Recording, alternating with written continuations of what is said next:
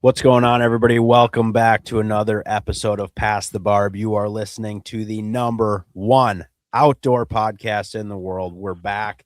It is we're fresh off the live stream. Very exciting stuff here. Episode 101. You made it here. We're here. Dang. You're here. It's excellent. And it is the 20th of January. We are recording this thing right now and getting ready for a lot of fun stuff coming up. But boys, starting off 2026 on top yet again. Mind-blowing stuff. Full house tonight. Awesome guests. What are we doing? Happy to be here. Yeah, this is midwinter. This is midwinter pod. And just like Ryan said, this is 101, dude. We all got together and we considered quitting at 100. And we went, no. Because of our absolutely fat stack corporate sponsors that we're completely locked into, that we're just getting Lambos on Lambos worth of ad dollars, we decided, hey, we're coming back for 101 and probably 102 and 103 and many, many more. So we're here. We are still the number one outdoor podcast out there. That is Pass the Barb. Thank you again for joining us. And now, Adam, take them away. Tell them what's going on. I was just going to say, you took it away perfectly. Just make sure everybody who's new here from the live stream, please make sure you like, subscribe, comment, interact with us, and do all that stuff because it does help us out tremendously. We've been growing a lot lately, especially the last few months. So thank you everybody who's new. Try to keep it fresh, try to keep it fun. But what's been going on, fellas? What do we got going on other than it's going to be cold as balls here in a couple days? It's already been cold. It's going to be really cold. Really? I guess, wow. Danger mode, dude. Like, it's really bad. Yes. Really It's bad. cold enough that we were supposed to go on another trip and we postponed it a week because we were like, we're going to die. You can't fish outside in that. I don't even think you should probably go fishing in it in general. Or really anything. Wind chill on Saturday is supposed to be like -50. What? Yeah. Did you have something lined up? Not exactly, but I guess I didn't look ahead enough. This weekend's going to be nasty cold. Like, wow. Wait, is the JC's tournament this weekend? No. That's okay. Not until. I was going to say it would be hilarious if that was this Saturday and his plot to get out of his. Guess I can't go, obviously, to get out safety. of the bet. Yeah, to get out of the bet went through, or he actually went there and fished with a Barbie pole outside, and it was -50. I feel like that bad boy would ice up good. Yeah, it would probably lock up. Yeah, I'd have to hand line it, which there's no satisfaction in that. No. I will say before this kind of polar plunge, we've had exceptional weather, and it's been a mild January, and I have no complaints for this cold front coming in because like this will solidify the different sections of the ice belt that people are like, should I drive a wheeler or a truck, or what are the ice conditions? And after like this weekend, it'll be like, you're good. I feel like that rain just toasted people. You know what I mean? Yeah. It was weird, dude. Yeah, and weird. wind. A lot of wind. Mm-hmm. Yeah, the wind was, and that's one thing too. Like, if you have like a flip over shack or a hub or a permanent, like if there's not bad wind, like if you put it up, like you can still go fishing in like -20, -30. You know, if there's not bad wind, like once you get it up, It's like you're good. Like I'm saying for the mass public, but like you can't hole hop obviously. But if there's a wind rocking and it's blowing 30, 40 miles an hour, you can't like do anything fun, or nothing seems fun at least. Plus, when it's that cold, it just breaks all your stuff. Yeah. You know, everything's just like so brittle and like, I don't know. It's gross. It's not it. I also learned in the wind when there is no snow on the lakes like we've had lately. This hasn't really been an issue until like the last year or two. Pink knows exactly what I'm talking about because he got concussed on our last trip. But the wind has a very good ability when you're driving a machine and you're towing a house to catch the house and then swing you. When there's no snow. Yeah. When there's no snow. So all of a sudden you'll be doing a 360 on a snowmobile with a house behind you on a lake. And you're like, what is going on right now? Because there's just, if the wind's strong enough, man. And we've ran into that twice this year now, Pink. Brutal. And last year once or twice too. But yeah, it is terrifying when you're driving across a lake and all of a sudden you're like, oh, here I go. Like I can feel it.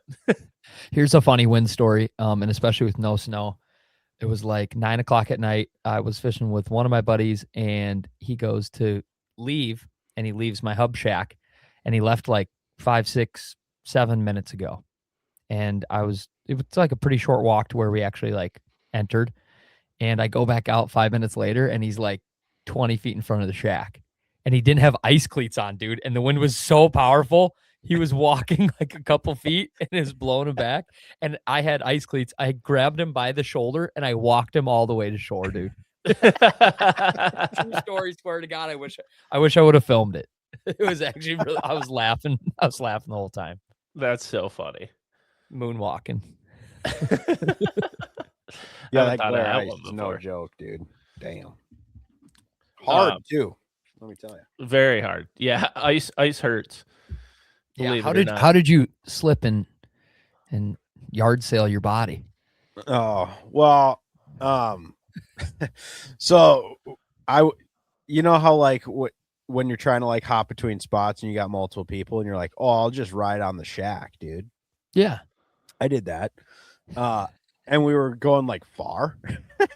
Yeah. But I was like, it's fine. Like I'm posted up and like it's like we got like the chair flipped up and we're going slow behind a 4-wheeler.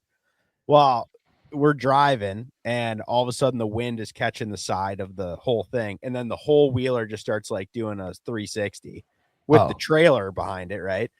But you know how those tow bars, like they don't have like they don't stop, like they'll go all the way till they hit the tire. Oh yeah. So the wheeler's like going, but it's spinning faster than the sled was. But it was like it started turning to the right, and then it kind of went back to the left, and I was like, and it was like getting more, and I was like, this ends bad for me, no doubt. Like there's no way. Like you know what I mean? Like you see it coming. And then eventually it started going like fully all the way around, and then it's like we did a full 360, and then the tow bar get caught on the rear tire. Like the and tread. I'm like, oh yeah. And I'm like, yup, this is not good. So I was in the midst of like, I should bail in the same moment when like the tread's like ripping up on the tow bar thing. So it kind of dumped it sideways and I just bailed out. But I got my shit rocked pretty good. Not gonna lie. So, damn. And then we still had to drive like 2 more miles on that shit. So I was like, well, who was driving? Griff. Yeah. Dang. It's like, fuck. So that was less than ideal. Wasn't that weird to have like 45-degree temps and then get some rain and then like 45-degree temps and it was windy, like killed all the snow? Like, what were you guys out there when there was water on the ice and all that? No, we left the day. No, the day never it was got 40. anything We warm. left. Yeah. Okay. Just cold the whole time. So we missed it. We saw like all the posts and stuff about the rain and everything. We're like, damn. It wasn't. I mean, it wasn't that cold while we were there. Other than the one day, we had the one day that was bad. But not Otherwise, yeah, it wasn't. not, too it wasn't bad. 40 degrees though. But when you guys were in South Yeah. Dakota, you guys dodged the wind pretty good. You didn't have wicked winds. Well, we had the one day. The day Pink got ejected, we had that one day. Mm-hmm. But other than that, yeah, for the most part, we were pretty lucky. Especially the first few days, it was like beautiful. Nice. But it's always windy there, so it's like you can't even really be mad. Yeah, I've got buddies out there that say they haven't fished in like the whole last week, not because they couldn't, but because like it's like not. It's just if it's been blowing here in Minnesota, you imagine what it's been out there like the last week. No kidding, right? Like 50, 60 mile an hour. Like, what are you gonna do? If you're not in like a snow bear, probably like nothing. Yeah, but once again, wouldn't that just blow away too with no snow? You got no traction. It's just a giant barn door. Maybe. I mean, like kinda those heavy, things but- gotta shift eventually, you know. I mean, I've seen videos of guys permanent shacks blowing across the ice on social media lately. Like That's if true. permanent shacks are going, a snow bear's going, I would think. I know Luke's sunglasses kept just ripping. He just kept setting them down That on was- the ice. And I'm like, what are you doing? That is hilarious. Boots You set them down and they just blow away. Boots has an infatuation with hooking his sunglasses like on his. I think he puts it on his bib strap or like the top of his bibs or like Well, something. it doesn't like that. work. Or he'll set them down and they fall over. They fall out every time he bends over. Like you would think he would have learned by now to put them somewhere else. You but guys he got to has be not. a G and buy Yeah. him one of those straps that like he can throw them off his face and they just hang. Maybe. Maybe that'll be his bonus. We'll just get him a strap before the next trip. We'll be like, here, next place we're going to. Hopefully, I mean, it won't be the Dakotas, so there should at least be a windbreak. I'll say that. It still was yeah, shocking to see how fast those things would fly across the ice. I know, yeah. Like Pink, just so many great lines of like we're going around using Mega Live 2, pointing around, and all of a sudden you'd hear from like the sunglasses falling down, and you'd look over and Pink's like, well, those will be in North Dakota shortly, and they are just screaming across the lake, and then Boots is trying to catch up to him, but it's glare ice and the wind's behind him, so he's like trying to keep his level. Yeah, it was funny. Oh man. But yeah, so I was like, damn, those relevants are lightweight, dude. yeah. Just making brand call outs. Exceptionally lightweight, but look how durable. Yeah. They can blow it all the way across the whole lake just fine. Yeah. But yeah, man, no. So I don't know, it hasn't been too bad out lately, but when we left South Dakota was that super warm day. I know you just posted your videos. When people listen to this, we'll posted our first one. So like what was your weather like out there? Because yeah, we got really lucky. We were very happy with the weather we got. Yeah, so oddly enough, Bart, Ryan, and the Crop Chronicles, they had a trip planned to South Dakota for a duration of days, and I was coming into town almost the same day that they were leaving, and they got like you said, one cold day, but other than that, it was pretty beautiful. And then I was getting there because we had this plan to do some ice camping, and I looked at the forecast and been like, dude, it's going to be 40 degrees, 40 degrees, 45 degrees. I'm like, it's a perfect time to run tip ups and do ice camping. You know what I mean? Enjoyable. And I guess like I've ice camped in some really nice weather before, but probably never 45. So we like set our shack up on like the only snowdrift that was there and banked ourselves in. And then after like an hour and a half, our snow was like gone because the warm wind was blowing water into it. And like you guys know, if you put an ice cube in a glass of water, it's going to like thaw pretty quick. But if you put a pile of snow in water, it unthaws like really, really quick. So we were going to shore and grabbing just, I guess, like full sleds of snow and just relining it. And then we have to do that like every 3 or 4 hours. Oh my God. And then it would unthaw, and then we're like sitting in a pile of water on the outside of our house. And then it was just like the blowing of the hot air just thawed everything. So it was beautiful, mixed with extremely windy, mixed with not cold, but warm, but wet. So always ice out. It could be 45 degrees out, and in ice fishing, you're going to be like, no, you just wait. There'll be some elements that will make this horrible. Seems like it was a whole thing. I got to watch your first video and you smashed walleyes. How'd the ice camping go? Dude, the ice camping was good. And yeah, so I guess I kind of posted these videos not in order. The day I smashed the walleyes is the day I actually left, and that was like a cold, calm day, but the ice camping was right away.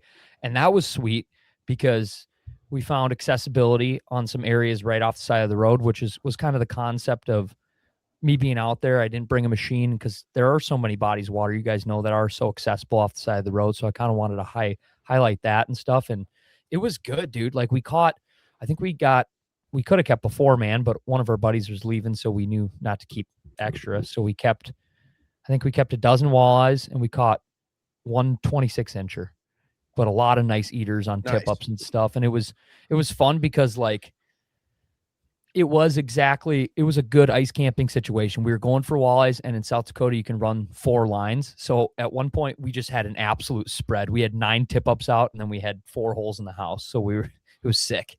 Like it's like you can cover an area when you can run 4 lines. You're like, dude, me and Cole set it up, and we're like, this is almost unmanageable. Like this is a lot of tip ups. Especially like if they get going, right? Yeah. And we set them up a little early, and my buddy's like, in South Dakota, if you set up tip ups like early, like there's a lot of pike out here. And we're like, oh, whatever, then we're all good. I'm going to film stuff anyways. We take a long time to set it up. And as soon as we get them set up, like 3 pop up, and they're like all pike. I'm like, oh, okay. Shoots. but it was good. It was good. Nice. We did not in our adventure. Did we catch a pike? I know I broke off on 2 of them on our first day. And that was like clean, like sheer hooks that break off where you're like, oh, a mark. Won't set the hook, just gone. And you're like, oh, that was a pike. Give me a 1-story breakdown from like one of your guys' days I mean, out there. A lot like, of other stuff, but not. Well, we can talk about the first day. I mean, the first kind of opening up, Pink, because like I said, that's out now. And for PTB Nation, if they want to see it. Yeah. Well, so the reason I texted Sobe this earlier. I've been sitting at my laptop for 3 days exclusively going through GoPro clips of fish catches. Like I am talking absolute mutilation of panfish. It was all crappies or a mix. Day 1 was crappies and gills. Nice. I don't think did we catch anything else on day 1? Someone catch a bass? No, you just saw a giant on the camera. Yeah, I saw one huge largie, but we caught just a fuck pile of crappies. Like nice, so many, dude. I'm talking like, I mean, I'm not overstating this, right, Pink? Like it was easily between the 3 of us over 100 fish a day. Why were they there? They wanted to be. I don't know.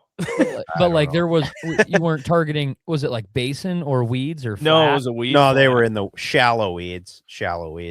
Like how and they shallow? just coming through, dude. 6 feet of water. That's sick. Yeah, and they were just loaded. It was awesome too because, like, I mean, they were just cycling this area. It definitely wasn't one school. They were just schools rolling through, and you always knew you were about to like having a good next 5 to 10 minutes because like you'd be sitting there jigging, not catching anything, and you'd have one mark come in, fly up, you catch it, and that was like the first fish in this school, and every school was like 20 to 40 fish. So like you'd catch the first one, drop back down, and then all of a sudden the bottom of your flasher, I mean, all the way up to 2 feet under the ice is just fish. Yeah. And you're just whack, whack, whack, whack. Was it a situation where you guys drilled it out and then you kind of hunkered down in an area? Were you trying to drill on their heads or close? We could have drilled down their heads if we wanted to, but we didn't need to because they were swimming through so fast and we were catching them so fast. Yeah, we drilled like 6 holes and we just sat there. That's such an awesome bite. We literally walked out, drilled a hole, put live down and went, wow, look at all those fish by that weed patch. Drilled 3. We each drilled a hole, and then we sat there for an hour and went, whack, whack, whack, whack, whack, whack. And then we were like, sick. Maybe we should look around. And then we drilled 6 more holes. And the underwater camera footage is really good, too. Yeah. And then we drilled 6 more holes, all moved to new holes, and then we sat there for like another hour. Whack, whack, whack, whack. That is so awesome. Yeah. That is so crazy, dude. There were so many fish there. And then like for every crappie you caught, if you wanted to catch bluegills, all you had to do was drop your jig down to the bottom and you could have caught 10 to 1 probably. That's cool. They were together. It was incredible. Yeah. It was nuts. Flat crazy out numbers. Crazy. And I mean, the average size was ridiculous. Our average fish was 12 to 13 inches, no doubt. Did you find a lot of lakes out there that had weeds in them? No. Yeah, I mean, there was that one. There was that one other lake that ended up having. Well, we did go to a lake, 0 fish in it. Yeah, Pink, you're mega delayed. FYI. But yeah, we did. We went to a lake that. I mean, it had like we did online research and everything, and it had crappies in it previously. They were old photos, but they were like really big.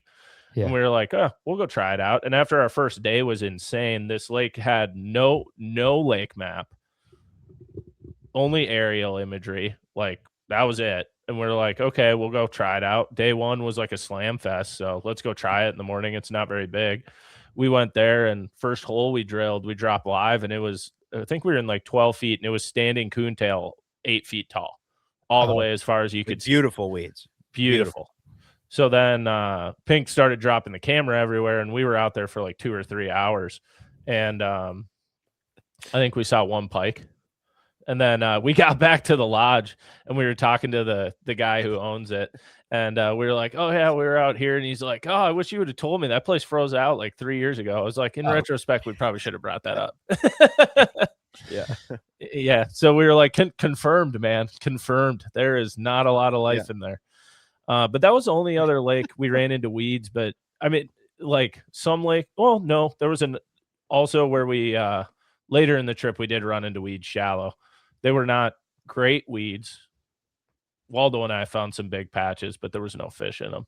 So I don't know. It was depended not like on a the weed lake deal, but like, yeah. Was this all your guys' first time to Webster Wabae area in a boat or on ice ever? It was my first time. How about you, Ping? Yeah, the only thing I've done there was hunt. So yeah, I've never been out there fishing ever. Dude, the amount of deer where we were was astronomical. Really?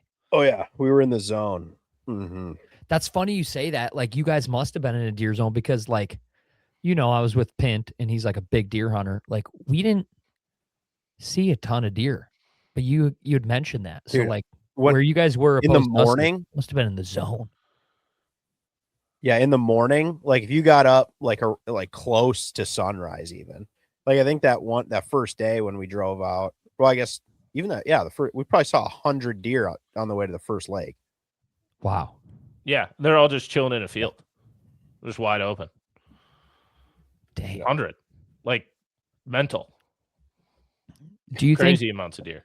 Do you think if it wasn't so windy there and there's a little more trees, you guys would like move there? I don't know. I was only there for 5 days, but it was pretty fun. I told you my opinion when you texted me about it. What'd you say? I forget. I said it needs a sushi place, but it's not bad. I definitely think after being there, like I'm gonna go back a lot more. Like it's super fun. There's just so much opportunity. Like there's so many lakes.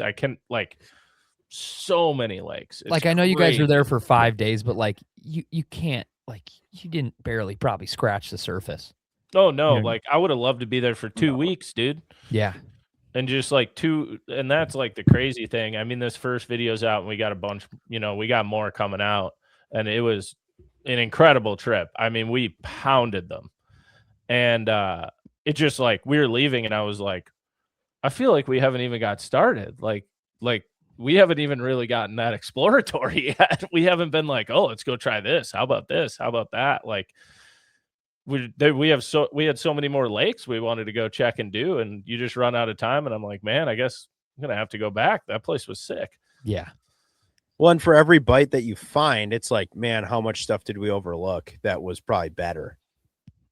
You know what I mean? You're like, oh, this is sick, but like, is there another corner of this lake that's just the juice, and we landed on this and just stopped? You know. But yeah, it was interesting. There's a lot of dead water out there, though. Holy cow! For sure. Yes, a lot of dead water. That's what's kind of different than our lakes, I would say. Like our lakes, like if you go set up a house and hang out and you're not on a primo spot, like you're going to catch some perch, some bluegills, maybe a largemouth's going to roll through, whatever. If you set up in a spot that did not have life out there, I think you could be there for a week and you won't get a bite. I kind of like that though. A portion of it. Don't you guys think that too? Well, I enjoyed it once. I mean, once we kind of got that dialed in, because then it was like, I mean, when you have machines, it's nice because you're like, I'm just going to drive until I see any sort of life. Yeah. And then once you start seeing life, you're like, okay, somewhere around here, there's probably going to be some fish, But on the flip side, like you guys have fished a lot of these metro lakes where like sometimes you can drill a hole, you drop your live and you go, oh my gosh, I'm looking at 150 fish. And they're all like 3-4 inch bluegills or crappies. And then you kind of have to decipher like, is there big ones mixed in, or, like those lakes where you drill a hole and there's almost fish every hole. True. Those lakes can kind of suck too. Yeah. Like I'm trying to think of it on the opposite spectrum. Yeah, it's just the hunting for them is just a grind. Yeah. Especially if you didn't start in the right area. You know what I mean? Like, because we had a couple days where it was like, dude, it took us a long time to land on them. Yeah. But the fun part is when you land on them out there, it's like an hour of 2 of straight obliteration. Like, That's awesome. it is so much Sure. fun. Yeah. Once you do find them, it is crazy. So that part was super fun. But I don't know, we'll touch on more on that probably on the next one. But Pink, what do we got? We got some what in the world is going on that we want to roll into quick before we bring our guest in. Yeah, we'll just burn through a couple quick ones here and then we'll bring our guest in. But yeah, let's touch on, so I know we all kind of chatted about this before the pod started. But there's been some hot topics, I guess, going around in the outdoor space. But the one that we kind of chatted about beforehand was this whole Boundary Waters canoe area, the mining implications that are being voted on, I guess, this week, right? I mean, this is kind of what it sounds like through like Congress and stuff. It's a very political process for the whole thing. Very intriguing to kind of go down the rabbit hole on, but we just wanted to bring it up, just make people aware, right? That it's like, this is a thing, stay informed on kind of this stuff. There's not a lot at this point that like the public can do other than, voice your opinion, but this stuff is happening. So do we want to just get into a little bit about like what this is about? Yeah. I mean, I think the biggest thing is just, well, we talked about it earlier in the it would have been last fall when like the public land access stuff was going up in, was it Utah? Or it was out west. There was basically a couple bills that were going through that were going to eliminate public lands for some sort of, well, it was selling off off of public lands. Yeah, so exactly. And then this is a little bit different. This is a bill basically that's going up that would repeal a public land order that protects portions of the boundary waters, basically. And that, well, it's a copper nickel mine that basically was restricted as part of what you just described. It was like they put a 20-year ban in place basically, and it's 3 years into that at this point in time. But yeah, they're looking at basically appealing that to allow for mining operations to occur in that area. And it's not actually within the Boundary Waters canoe area, but it is directly upstream in the same watershed area. So this would be in the Superior National Forest. That this would be like a mining lease that would be given to a company basically to come in and do that copper nickel mining, which is highly fraught with, I guess, like conflict as far as environmental implications, and it's like history of that type of mining. So I mean, I think there's probably people on both sides of the fence here, right? People that see it as like job stuff and the economic impacts of it, but also the potential irreversible environmental impact that could come from like failure of managing a mine site appropriately in that area because of the heavy metals and things that can be like discharged from these type of mining operations. So, and like none of us are clearly experts on like mining operations, but I guess from my standpoint, having at least dealt with basically like a decade in environmental compliance and environmental protection and permitting type stuff, I think on paper people see it as like, well, yeah, it's probably not great, but if they allow it to happen, it's like, as long as there's things in place to make sure they do it properly, maybe it's not a problem. But the reality is a lot of these things fail. There's always failure points in any type of like inspections for, environmental protection things, just because there's not a lot of funding in place for that stuff to happen. So this is potentially like a scary thing, right? Because it's like, we don't, as the public, really have that much say in it. It's just going through Congress. They're going to vote on it, and whatever their decision is ultimately going to be, how this plays out. So, but it also doesn't mean that if they, vote for this to be appealed, that it's not like they're starting mining tomorrow. So there's still going to be a lot of opportunity for like public input and things, I think, if it was approved to go through. But it's something that people need to be aware of for sure, because it does impact public lands and waters, and especially for the people here in Minnesota. So do you know any of the history behind it? Like, did they used to run mines up there back in the day, and then at one point they regulated it, and then well, I mean, ban on it? There's always been like mining in northern Minnesota, a lot of like iron ore mining. So this is a different type, like a different type of mining. I actually think there's a, because the polymet one is like a different one. So this is the twin metals mine operation that they're discussing. And it's not, I don't even think it's necessarily that it's this type of mine, it's the location of it. So they're saying the amount of environmental risk with it being there is so high that it should be protected, because the implications of it, like directly impacting the boundary waters and the Rainy River watershed, is so high that it's not worth the risk of potentially damaging like this super high value natural resource that we have. So yeah, and I think, which, like you were saying, Pink, with this bill, or this bill basically that they're voting on, is it's not necessarily for the mine or against the mine or whatever. This is a bill they're talking about to remove a public land order, which is currently protecting the area. That is currently protecting the boundary waters in that area. So that's where we're just talking about informing people on, like, hey, there's this thing that currently protects the boundary waters, Voyager National Park, the Rainy and surrounding areas. Actually. Yeah, and surrounding areas, the Rainy River watershed, you name it, all that stuff. And they're currently voting on a thing to remove that public land order to where it is things could happen. So it's kind of one of those things like when we talked about in the fall with selling off public lands or whatever it is. It's like don't start doing it, like, because once it's gone, it gets very hard to get back. It's a bad precedent to set is really the thing. Like whether you're for or against mining operations or whatever, it's more the principle of like utilizing public lands for this type of stuff, and or impacting public lands by doing that type of stuff. In areas that aren't even directly part of it. So it's like the areas upstream of the boundary waters, maybe they have the potential to be mining leases or whatever, but if those mining operations impact the boundary waters and what it is now, I mean, that could be a huge impact for not only like natural resources, but just like recreation too. So I mean, because there's a ton of people that probably don't really care about hunting and fishing that go to the boundary waters just to paddle around and enjoy stuff. So it's not even like what side of the fence you're on as far as that goes. It's more like how much do you care about high value natural resources and the ability to just go enjoy public air, spaces too. So yeah, exactly. So we just want to bring that up for everyone. Like Meat Eaters posted about it. I'm sure Outdoor Life will. There's just more people just need to know that type of stuff when those public land things come up.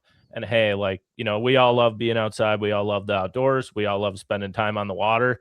And this is, we want to protect our resources. So basically, like Pink said, right now, it's not like we can go vote on this or anything, but you can contact your representative. I mean, that's always a thing that people talk about that is very important. So chat with your representatives. Make sure they know how you feel as an avid outdoorsman. That is very, very, very important. And then also posting on social media does make an impact. Like if people see a push for like, hey, we don't want this, we like the outdoors, that is a thing. So it is okay to, voice your opinion on that and show support, because that's kind of what's going on there. So just wanted to make sure everybody's aware. Yeah. And if you know people that live like up on the Iron Range or anything, talk to them too and see what they think. Cause I know that there's probably a lot of people in northern Minnesota that may support this just because they're involved in the mining industry or whatever. And I get that side of it too. But it's like, I mean, public lands are still public lands. You know what I mean? So it's like, if you have an opinion, you should voice it, but also, stay in your lane when you realize that you probably don't know a whole lot about mining either. You know what I mean? Like, because I think there's people that's like, they just jump in on the social media stuff and they really don't even know what they're talking about. But it's like, you can still have a valid opinion and just like, realize that you don't understand all of it too. So, yeah, for sure. Like, I don't know much about mines, but I like the boundary waters and Voyager National Park and stuff being protected. And you'd probably like it to stay the way it is. I would like it to stay that way. Yeah, I greatly enjoy it up there, so I would like it to stay protected. Yeah, that's how I feel about it. But yeah, okay. But no, you guys, it's like. Oh, I was just gonna say, did you bring anything else, Pink? You're still pretty delayed, so it's hard to figure out when you're stopping and starting talking. Oh boy! All right. Well, Yeah, just lead into the next deal. I'll figure this out here. Okay, Sobe, did you bring something for what in the world's going on? Oh, I think we should. I want to. I think I can see. Is our guest backstage? Yeah, he's hanging out. We can bring him in. I want to bring him in because I want to get his opinion on the whole Boundary Waters deal, and I don't want him sitting back there. I want him in. All right. Well, then you have to intro him because Pink is now dealing with his good old historically great Wi-Fi. Okay, let's bring him in, ladies and gentlemen. We have a phenomenal guest tonight. He is a juggernaut in the outdoor industry, from guiding to a very successful TV show to a social media conglomerate that has been a personality and a face for not only fishing, but hunting and ice fishing to so much more. Ladies and gentlemen, boys and girls, we have none other than a Midwest legend himself, Jason Mitchell. Bring him in. Bring him in. Yeah, Welcome bring him on. in. Wow, Sobe. That was off the cuff, too. Well, thanks for having me on. Yeah, thank you for being here, Jason. Thank you.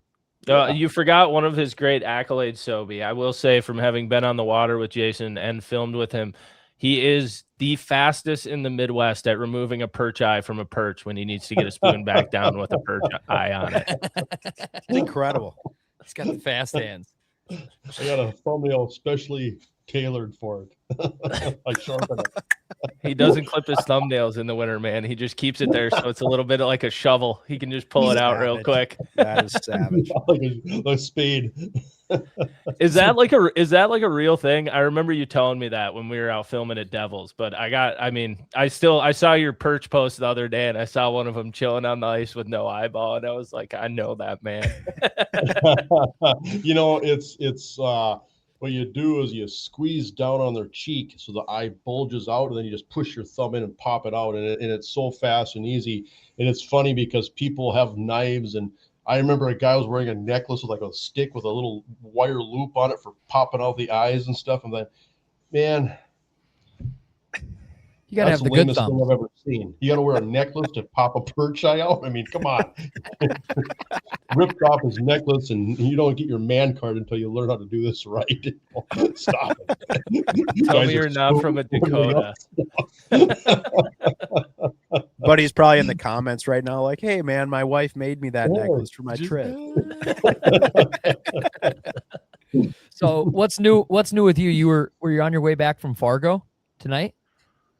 No, actually, so I'm going to actually run over to the cities tomorrow. I'm going to meet up with folks over Clam and Bexlar, and then I got to go Nice. to that boat show in Minneapolis, and then I plan on doing a little bit of protesting, and then I'm going to come home. Nice. The whole circuit. Yeah. He runs the full I'm gonna gamut, the full protest the circle. well, no, I'm protesting the 4 walleye limit. That's all I'm here for. What are you guys protesting? He just Go wants away to to be a hell and part. drive all the way to Minnesota for 4 walleyes. Come on. Oh, that's awesome. Oh, I love it. Well, what have you been up to lately? You've been on any good trips that that you've been kind of, I don't know, excited about possibly sharing? Maybe ones that you haven't posted yet. Or even Well, local trips. Yeah, I've been fishing mostly local, to be honest with you. It's been, today was a really nice day. Like the wind, I mean, there was no wind in the morning. The wind came up a little bit during the day, but not much. It's the nicest day I've fished in in 4 or 5 days at least. But then the last couple of days back home, it's been brutal. I mean, it's like, Yeah. 30, 40 mile an hour winds and just, 30, 40 below zero. It's just brutal, and there's really nowhere to hide from the wind. And so I've been fishing, but yeah, I mean, I've been just fishing around home. I was over in Wisconsin, I guess the days kind of blur together, but last week I was over in Wisconsin and that was fun. Just, I was fishing with Caleb Weisted and doing some crappie stuff in northern Wisconsin. And yeah, I was over west of Bismarck today doing some fishing, and I've been fishing around home. So Yeah, I saw you post a big crappie. How big was that crappie? it was big. I mean, I didn't measure, but I'm guessing it was a 15-incher. It was just Dang. nice. I caught 2 on that Nice. side. But, Really? yeah, it was pretty cool. Yeah, it was pretty cool. That's sweet. Pretty cool. How have the ice conditions been up at Devils this year? I know kind of down by Sobe, like everything rapidly went bad after that warm spell. Now it's getting really good again. You guys got to be, what, like 20 plus inches of ice on most of Devils now? I mean, there's plenty of ice. Yeah, there's good ice. I mean, I don't know, we just don't have that. I mean, if anything, we're trying to make it sound like it isn't that bad, so people come and visit us. So that tourists come. If they knew how cold it was, nobody would want to come to North Dakota in the wintertime. No, we got plenty of ice. Yeah, we're driving vehicles. And, Do you have any snow there? I was going to say, you guys got to have easy travel right now with low snow. Well, so like 3-4 days ago, I mean, there was a few hard drifts on the lake, but most of it have blown off, and there was snow up on the shorelines. Not a lot. I mean, there's winters where we've had. I haven't had tracks on my side by side in goodness 3 years now. I think 2 or 3 years. Like we had that bad winter 3 or 4 years ago, and ever since then, it's been really mild for snow. We got a little bit of snow here now, where like the ice is white, or there's like a little bit of snow covering the ice, but yeah. Not a lot. I mean, but it's funny because, and maybe we're just understanding it more, with forward-facing sonar. But this has been the year of spooky fish, even today. I mean, and I feel like the more ice we get, the more snow we get on top of the ice, it kind of diffuses some of that. Where, if like things change, I compare it to like in the summertime, like in the springtime when the water's cold and it's clear, you're not going to drive over the top of a boat in 6 feet of water to catch it. Well, you're not going to drive over the top of a fish and drill a hole and think that fish is just going to sit there, right? They take off. And then in August, you go to the same lake and there's a big algae bloom and the water's got all this color, then the water temperature's high and the fish has this cranked up metabolism. Now you're dragging a bottom bouncer right below the boat and catching them right underneath the prop. And so same fish, same lake, but just different circumstances or conditions. I think there's a lot to learn with ice fishing. I think there's certain kinds of ice as far as how it freezes, how hard it is, and how clear it is. And then, you get snow on top of it, then it melts. I mean, I think there's things like there's different types of ice that amplify noise and some that kind of cushion it, and so I think there's a lot to learn on that. And we didn't ever have a clue before. Like, think of how many lakes where you go out there and you just get your teeth kicked in. It's like, God, I know there's fish in here, and you don't mark a fish anywhere, right? Yeah. Well, what happened to them, And then you go there a year later or 3 months later, whatever, it's like a light switch, or it's a completely different lake. It's not like the fish crawled up on shore and hid from you and then crawled back into the lake, And so I think that's kind of an exciting time for ice fishing. I think there's a lot to learn. I think there's going to be a lot that we're going to figure out over the next 3 or 4 or 5 years for sure. Totally. Yeah, I would very much that agree too, with Adam. That. A lot of spooky fish. Yeah. I mean, I think Pink can chime in on this too. We've been chasing fish for 4 or 5 years now. Seen a lot of different instances. I think there's a lot of. One, ice obviously and no snow cover plays a big part in it. I think there's a lot of things that play a part in it: clouds, sun. Barometric pressure, weather patterns coming in, weather patterns leaving. There's a lot of things I think that play a big factor in if fish are going to move or not. Because there's been days even where it's just not like they should be screaming around and running away from you and they don't. But there's also times where it's like you chase them around and then eventually they just stop. Yeah, I think that is same day, same conditions, and all of a sudden they're just chill and you can whack on them for a while. So I do think that's another thing, and we run into it more, I would say, up north or in places that don't get as much pressure or don't see as much noise. I almost think there's like an hour window of like make some noise and get fish used to there being noise. Like chase them a little bit and like drill around and stuff, because I don't necessarily think it like tires them out. Maybe, but I don't really think so. Fish swim all the time. I think it's more of a thing of you get them a little bit more used to your presence. Like when you get in on a lake in northern Minnesota or whatever, early ice that has no holes on it. Like, dude, those are some of the hardest fish to catch in the world. Especially with forward facing. That's like we look for a lot of weed bites then because they're just terrified of you. And the ice is thin at that time too. Yeah, but it's also they haven't heard anything yet. Like there hasn't been cracking, there hasn't been vehicles, there hasn't, you know what I mean? There hasn't been anything. And they can literally see you. Like if there's not like a bunch of snow. Yeah. So I think there's something to that too. But yeah, for sure. I think we're learning a ton right now. Like Jason said, I would totally agree. I think it's like You know, it's like in open water fishing, people are learning so much new stuff about walleyes and Well, it's stuff bass you've and never everything. seen before, and all of a Yeah. sudden you're like, oh, okay, this is maybe a thing I never even thought of. You know? Yeah, Yeah, stuff you've well, never I seen in your think- life. Yeah, with fishing too, it's easy to worry about the wrong stuff, right? Like, oh, I got to be quiet, you know, and like, you know, you guys talking about, well, give them some noise so that way they get kind of acclimated to it. They get tired of running, you know, because you know a fish at the basic level has to learn, okay, I can't waste my time. I got to eat and I got to reproduce, you know. And it's kind of like the people that freak out when like a jet ski or a pontoon drives in a circle on a recreational, like, hey, what's up? You know, it's like, come on. Like that pontoon's been driving over the top of that fish on that weed bed all summer. It doesn't matter. You know what I mean? Like they get Yeah. used to certain things. If Did you anything, see it's all like, the oh, skeg finally, I got a marks little bit through of, the milfoil patch? yeah, it's like, all right, there's a little bit of stain over here, you know, like I'm Yeah. like, yeah, I'll live with this, you know. And so it's funny how, you know, people get things in their head, and I feel like that's a common thing with fishing is worrying about the wrong thing, you know. Like I know, like even like say like a bedding bass, right? The hardest fish to catch is the fish you can see, you know, as a rule of thumb. And you know, driving around and getting your trolling motor, getting all yucked up and dirty, and that way you can sit back and wait 5 minutes, and that fish is going to be right on its bed. And it's a heck of a lot easier to catch after you tore through it with your trolling motor.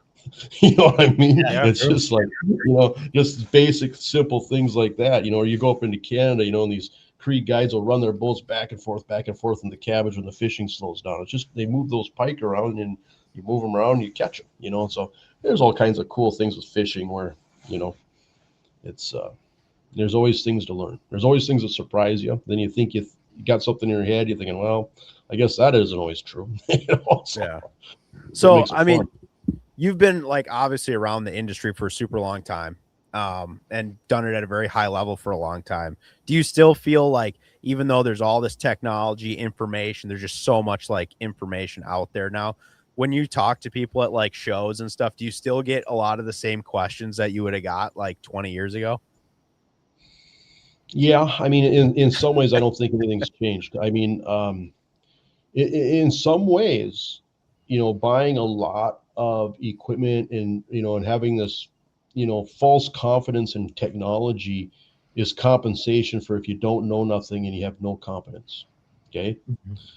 You go out elk hunting and you run into a guy that's shot 50 elk and he's wearing Wranglers and everybody else has got Sitka, and you're thinking, huh, you know, and I thought I had to wear Sitka to kill an elk. I didn't know, sorry, you know. And so, That's what you know, I I think there is some of that because I mean, just I don't know if it's just, you know, just the times that we're in, but you look at all this stuff on social media, it just drives me nuts how negative people are. I just want to tell people, you know, get off of book face and fish so you're not so grumpy. I can't imagine working with you or being married to you, or you know, it's just like, wow, there's a lot of True. miserable people. Go fishing, you know, go fish, you know, and you realize that, you know, if you spend some time fishing, life isn't fair, right?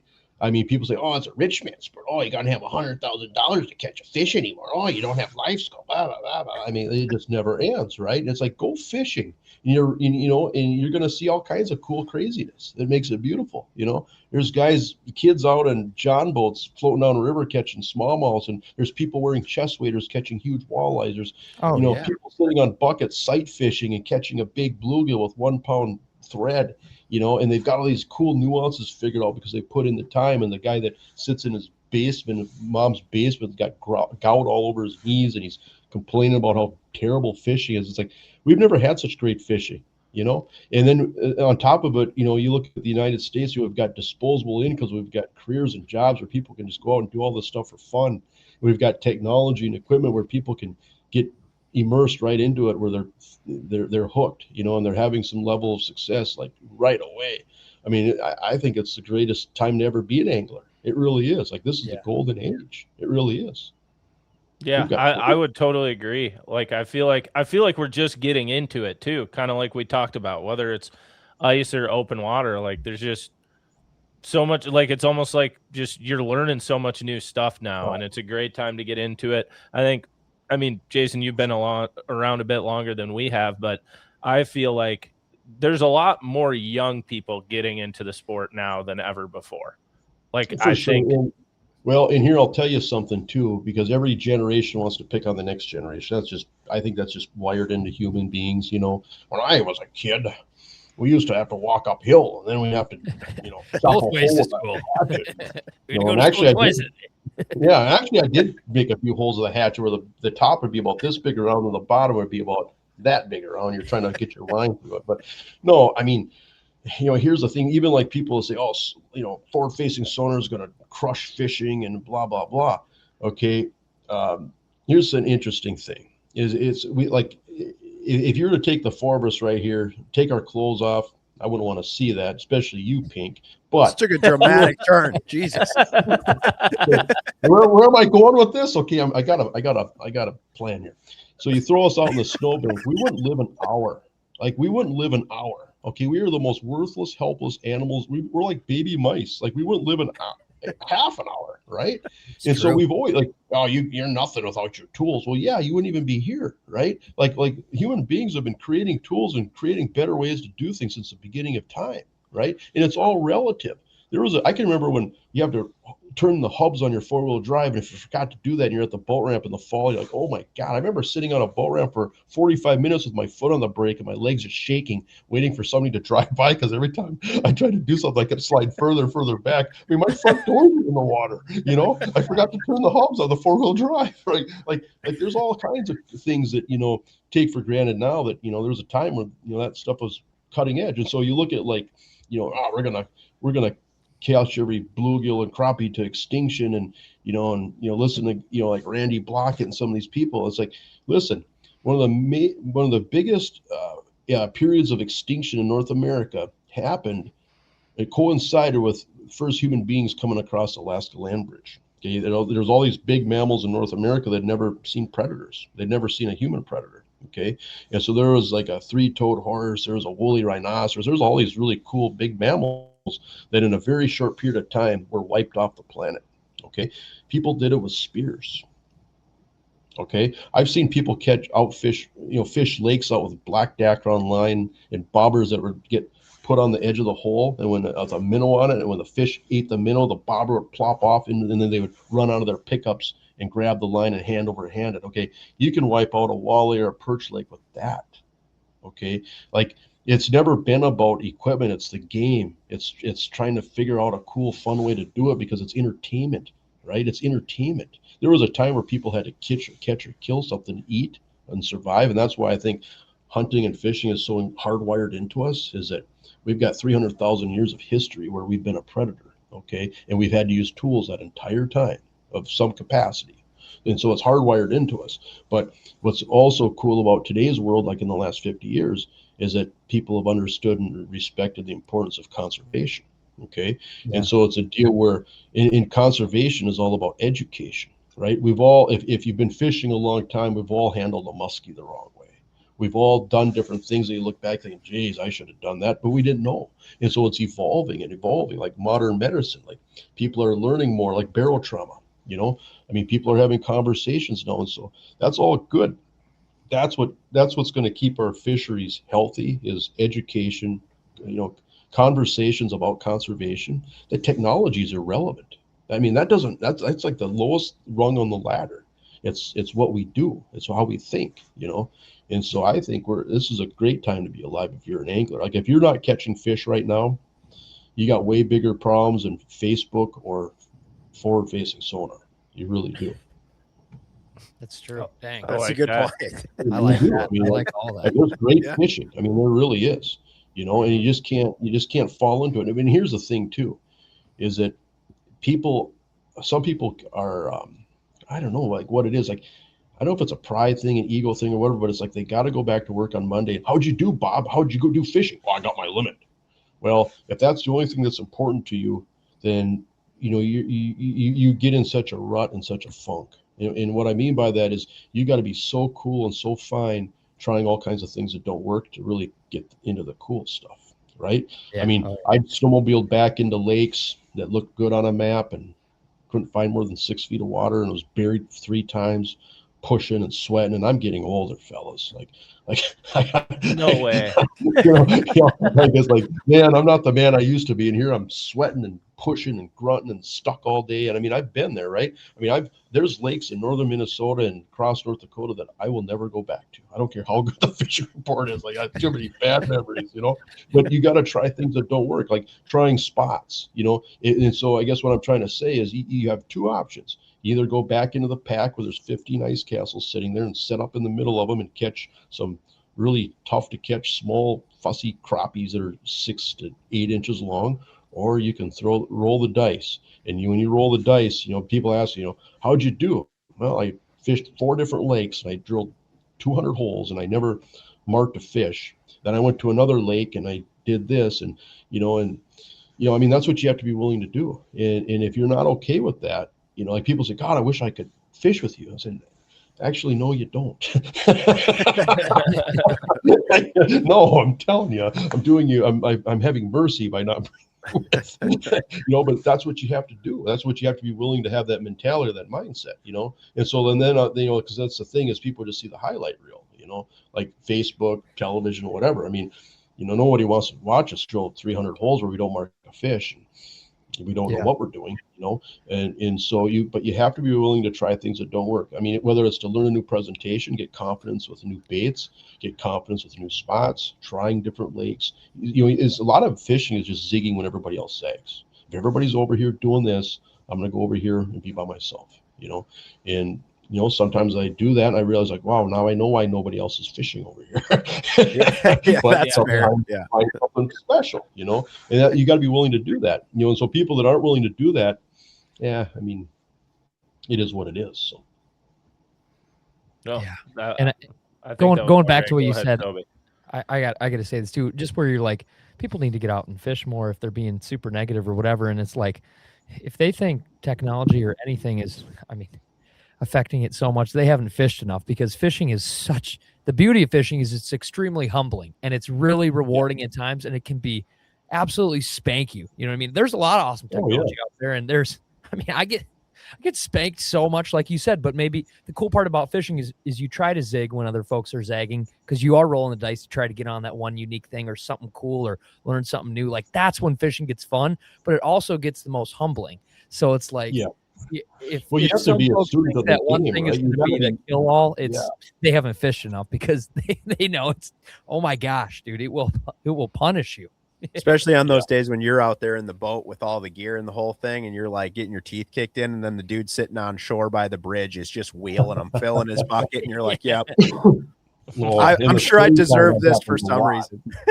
Yep. In the spring, that happens a lot. You know, like, we don't have a closed season, so like in April, there's a lot of fish getting caught offshore for sure.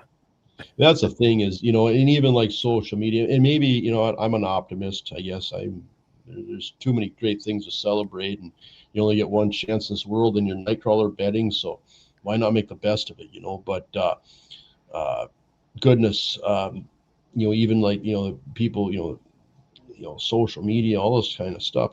I can remember as a kid, where we weren't as good of anglers. We the number of good anglers was so small, and we had such low expectations. I remember a time, like when I was a kid, where if you went out and caught a limit of walleyes, like that's all people talked about in town all week. Like, that was a big deal. Like, oh my God, you caught a limit, and you sure didn't release them, you know. And you would lay them out and you'd cut them up, and you'd start smallest to biggest, just hoping people would walk by so they could ooh and all over your fish, you know. You never cut up the biggest one first, you know. And but I can remember, you know, guys would bring in, you know, like on Lake Sakakawea, you know, that was just firing with big fish in the 80s, you know, where people would bring stringers, these big walleyes, into the restaurant and stuff. I mean, it was like you know, human beings have an inherent need to brag, you know. And so, you know, in some ways, you know, with muskies, with big walleyes, with a lot of fish, big panfish, you know, people are starting to, you know, respect them, you know, as far as selective harvest and, you know, a trophy panfish, whether it's a bluegill or crappie. You know, people are starting to, you know, take pictures of them and let them go, because they can still brag, they can still take a picture of it, you know. And the thing is, you got to read between the lines anyways, right? People are like, oh, you know, don't name a lake. It's like, well, I think half the time people are putting the wrong lake on there anyways.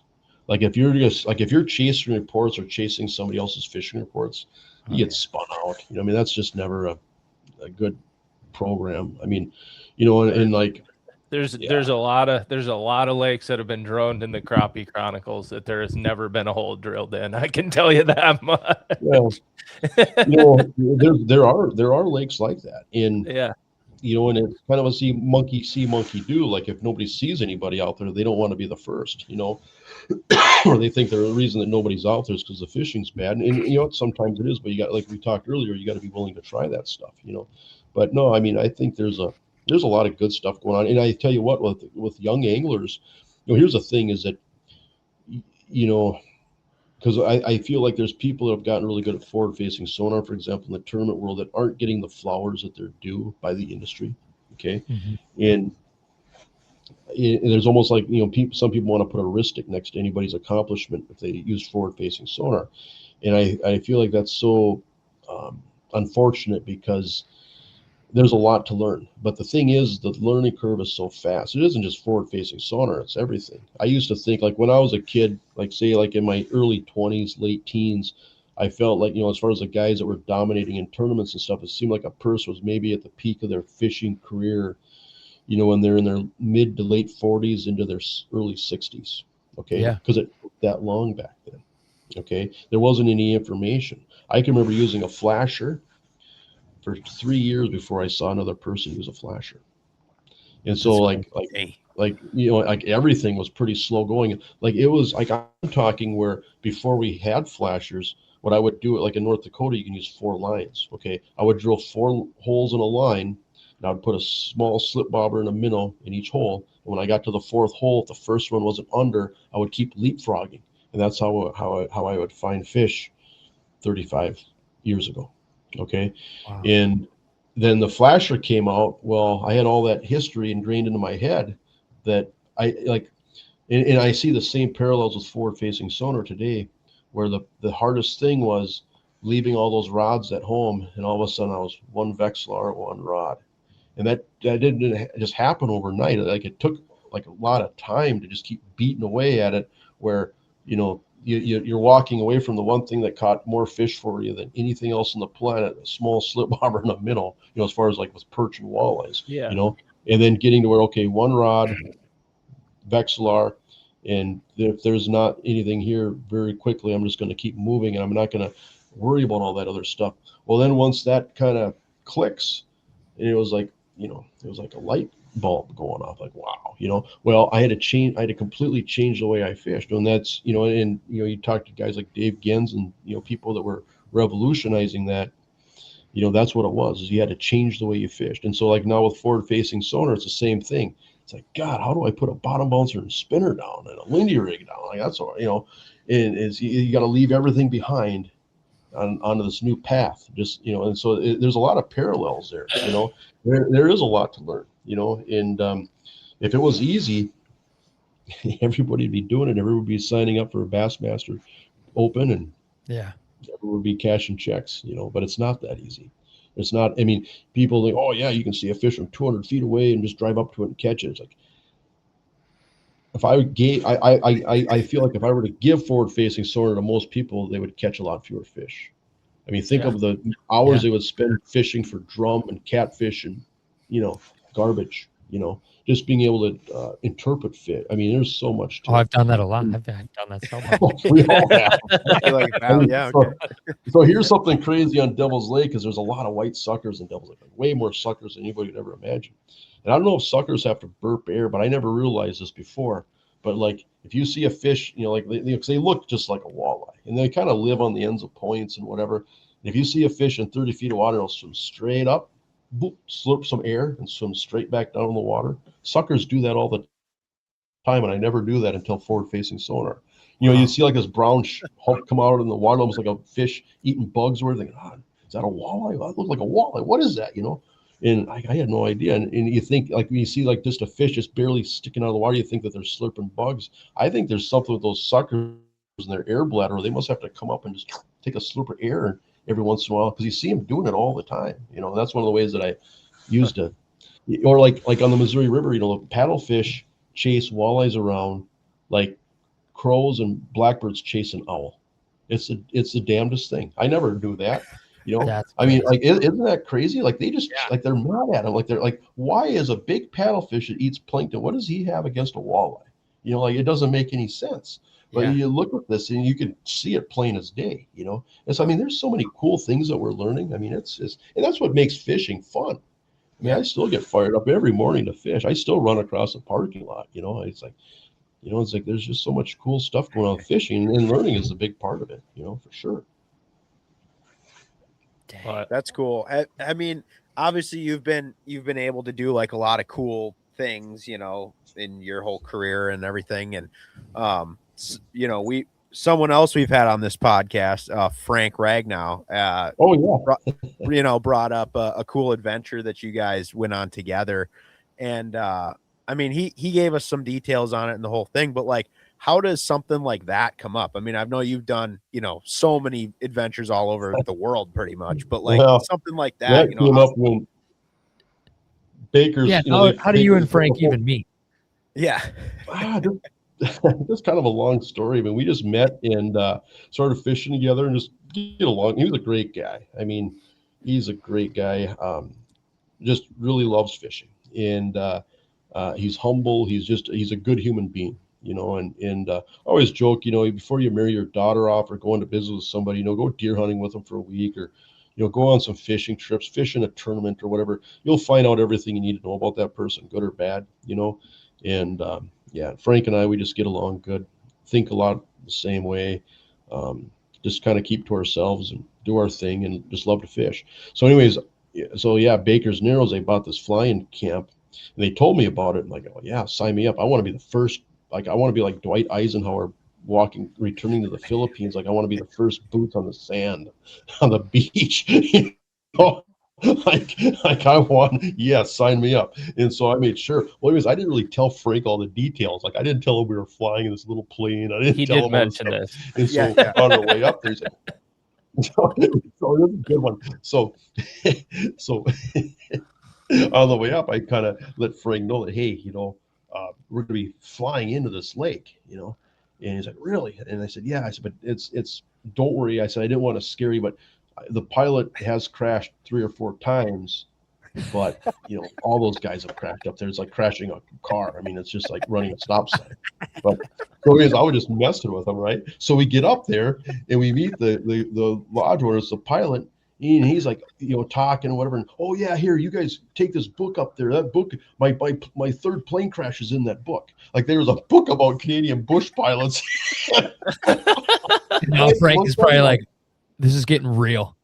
Oh yeah, and I'm like, shoot, sorry, man, I didn't know.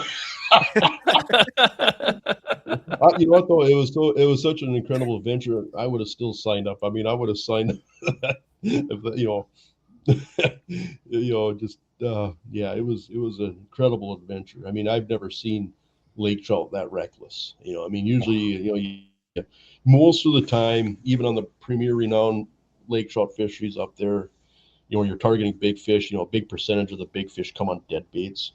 And if anything, you know, you get little windows where they snap at those tubes, but you're putting a little bit of sucker belly or something on that tube. You know, lake trout have incredible, you know, sense of smell, and we caught so many fish just on a naked tube jig. Those fish had never, I mean, you know, think about that, a 40, 50-year-old fish, they don't know what they never seen a tube jig before. I mean, it was just reckless how fired up those fish were. I mean, it was just, wow. I mean, that place will be special 10 years from now, but just to be some of the first people with the fishing we had, it was just, like, we knew, like, it was like, wow, this is once in a lifetime. So is Baker's Narrows running trips there this winter now too, or are they still getting like camp set up and everything? Yeah, I think a little bit of both. I mean, there's so much logistics with that. I know they are running trips out there. You know, they'll take people. I mean, they're selling that package, but you know, there's I mean, there's a lot to it. You know, you gotta beat or you create the pad for the airplane to land. So you got to drag, like basically you take a fish trap tub and you weigh it down and you drive back and forth with the snowmobile. And, you know, they bring in gas and I mean, there's a lot to it. And we lived pretty frugally or pretty simply. I mean, we had a little cabin with a wood stove and, you know, cooked our food and whatever. And I imagine if they had people up there, you'd have to have a cook, maybe, I don't know for sure, but there'd be more things where we were maybe a little bit more self-sufficient than the average group. I guess it would be on a fishing package like that. But no, it's pretty amazing opportunity for sure. What did you all bring there as far as gear goes? Because if you took a plane in, what did you all pack? Yeah, not very much, right? I mean, a couple of rods, a box full of tube jigs, and a few things. Our electronics, our chargers for electronics, sleeping bag and a pillow, and I think I wore the same clothes for 4 days. Worth it. I don't know. It was pretty light. Yeah. Had to bring a bunch of tube jigs. Yeah, bunch of tube jigs. Yeah. And it was such a great time because we just had a great group of guys, and I mean, here's the thing is you don't want to be stuck on an island in the middle of nowhere with just anybody, right? There's certain people that you do not bring on a trip like this. We can all think of them, and we had a great crew and the guides were great and we just all got along so good. I mean, it was it was just a fun week. So. Dang, that's such an electric trip. Dang. Yeah. So that's an electric one. What's so like where would be your favorite place you've gone to maybe in Canada, like for filming? I mean, I obviously that's like a pretty crazy one, but like I mean, like you got the reindeers, you got, Cree Lake, like stuff like that. Like, is there anything that comes to your mind where maybe back in the day you were one of kind of the first people to go there and do that was just like mental at the time? I don't know. I mean, a lot of that Canadian stuff had been, there's a lot of history, because you got to remember that, like, say, like in the 80s, for example, there was a lot of people that, called Mille Lacs the Dead Sea, where there, again, we're talking about how great the fishing is now. Like there was a time, like, just talking specifically like walleyes and big pike, there was a time where there wasn't a lot of good fishing opportunities because back then it was all catch and kill and keep, right? And so, a lot of these lakes got raped and pillaged and with people with tri-hulls and flashers. So what does that tell you, right? Yeah. And, so people would go up into Canada because that's where you could experience great fishing. And so if anything, I think like in the, like say like the late 70s through the 80s, even the early 90s, it seemed like a lot of that stuff was probably more popular and more talked about than it is today. Because there was a time where, say, if you wanted to catch a walleye over 25 inches, most people back then were, they weren't catching them in Minnesota. They had to go somewhere to catch that fish, and so I remember like being a kid and hearing about all those places. Well, it seemed so far away and exotic, that I just never, thought that I would ever see half those places, And so for me to be able to go to a lot of those places when I was older, filming television, it was kind of cool because I'd watched some of those lakes on television when I was a kid, whether it was Al Linder or Babe Winkleman or whoever. And so, like, for example, going to Reindeer Lake and fishing for big pike, and fishing like Bud's Gunaseo and, and some of those renowned camps is like, wow, that's cool. Like I'm finally here. Like, like I've been hearing about this place when I was a little kid. I read or watched this place, and what's cool is with the regulations and everything, the fishing still is good today. And a lot of those lakes are better than it was back then, and from what I can gather, so yeah, I mean, there's a lot of really neat places, and wherever you go, you got to drive by fish to get there. Like I get a kick out of people like, oh no, why the hell you got to go all the way up there to catch a fish? Like you're completely missing the point. You're missing the point. I mean, we went all the way to Greenland to shoot ducks. I mean, like, yeah, nuts. But yeah, I mean, it's just the people you meet, and everywhere you go is a different ecosystem with different patterns, a little bit different wrinkle or twist in fishing. I mean, it just makes it fun, So yeah, I mean, there's so many fish in so little time. I mean, I feel like there's not many things I haven't done that I like that are on my list. I mean, there's things that I haven't done, but that maybe I'm not aware of or whatever. But goodness, I've been lucky. I get to go all over the place the last 20 years and film on some of the best bodies of water in North America, But the thing is too, though, and this is just my opinion, but you got to be real careful with that because I feel like when you go up and do some of that exotic, cool, fun stuff, it doesn't influence or benefit your sponsors as much. Okay. If I go film a show on Leech Lake or Lake Oahe or Mille Lacs or Winnebago, I mean, whatever lure I'm using will be sold out of every store in 4 states, you know, and, you know, there's rods and there's techniques, there's all these different things that get sold, you know, from an industry standpoint. Whereas if I go up into Reindeer Lake, for example, and fly in, I'm not using the right boat, I'm not using the right motor.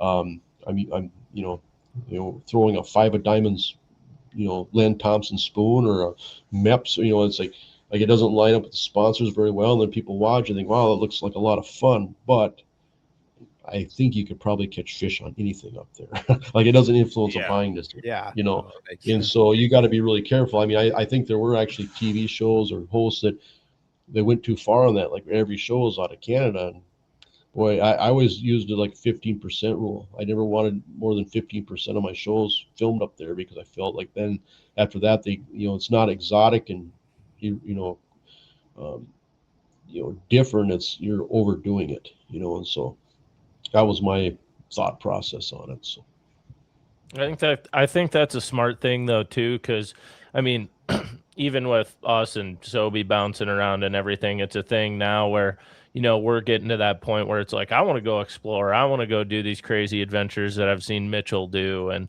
stuff like yeah. that, Well, but it's here's an something I'll important tell thing you, Mark. too, you know. Yeah, here's something I'll tell you is that a lot of them you're better off paying for and doing a good enough job with whatever you're doing where you can afford it. Okay, because like for example, I went up to Alaska. I brought my son up there. We did a really cool deal where we took a float plane into a river out of Bristol Bay, Kamachawa River. No, not Cam, Melchotna River. Okay, it's considered one of the last great king salmon runs. We took a float plane in there. We slept in wall tents. We had the time of our lives. I paid for it just like every other tourist that was up there. Why? Because I didn't want to film a show because we're using spawn sacks and like it didn't line up with anything of any of my sponsors. I'm not an opinion leader in Alaska fishing for salmon. It's just something I wanted to do. Or like I go fish saltwater. I don't, people are like, hey, you should come down and film a show. I'm like, nah, actually I shouldn't. I'll just pay you your rate and we'll go fishing, because Yeah. it doesn't, because it works against you. Like, you're better off just, and then the other thing is, what's really a slippery slope with lodges and if you're not familiar with things is what if the guy has to spend money advertising because he sucks so bad at what he does and none of the people that he had at his camp last year will ever come back, and so now he's at every sport show, he's trying to get every TV show he can to come film at his place, whereas the really, really good camps, they don't need you, right? You got to pay to get in there, Yeah. and so that's something to consider too. And it's really gets big like with deer hunting stuff, like if you're, if there's an outfitter that'll, pay you or wants you to come, it's almost like, there's sometimes some red flags. Whereas the outfitters that are really successful, they don't want nothing to do with you. Like, no, why would I want to be on your show? Farmer sees it, my leases go up, and I only got 15 tags, and they're spoken for the next 5 years. Like, I'm sorry, I can't accommodate you. That's the guy, right? Yeah. And so, yeah, I mean, you gotta be, careful. I mean, just do a good enough job where you can just do the fun things you want to do, and you just pay for it and walk away, and you don't owe anybody anything. And that's what I would tell you. I think that's a great piece Yeah, I of like advice. that. Yeah, I liked it a lot too. And plus, the other thing is you have your integrity too and your credibility, right? You can't ever go down the road where you're going to a resort you've never been to, and they're going to pay you. And if it's bad, you still got to film a show. What do you say? You know what I mean? That's fair. Yeah. The food's horrible, and everybody here is pissed. I mean, and so you got to at least vet, and do some do some digging around and check some things out just to make sure that things are legit. So. Oh, I think that's super good advice, super fair. I think that's awesome.